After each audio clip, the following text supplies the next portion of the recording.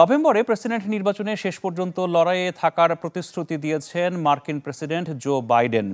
প্রচারণা কর্মীদের সাথে ফোন আলাপ ও ডেমোক্রেটিক আইন প্রণেতা ও গভর্নরদের সাথে বৈঠকে উড়িয়ে দেন পদত্যাগের কানাঘোষাও। দলের কেউ তাকে বাইরে ঠেলে দিচ্ছে না বলেও জানিয়েছেন বাইডেন।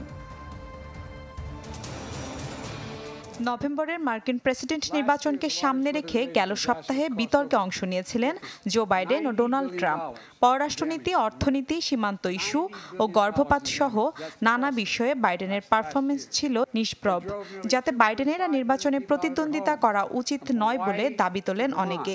শুরু হয় বিকল্প প্রার্থী নিয়ে কানাঘুষাও।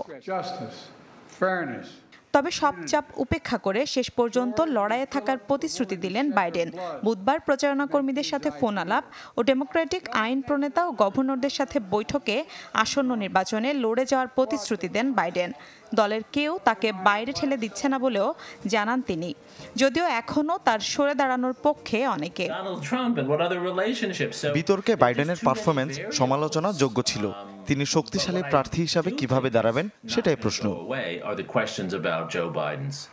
বাইডেন সরে দাঁড়ালে তার বিকল্প হিসেবে প্রথম পছন্দের তালিকায় রয়েছেন ভাইস প্রেসিডেন্ট কামালা হ্যারিসের নাম। এ নিয়ে হোয়াইট হাউস ও ডেমোক্রেটিক ন্যাশনাল কমিটির মধ্যে জোর আলোচনা চলছে বলেও নিশ্চিত করে বাইডেনের প্রচারণা সংক্রান্ত বেশ কিছু সূত্র।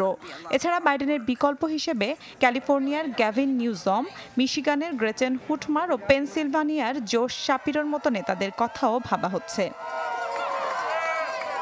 মিলা খন্দকার, চ্যানেল 24।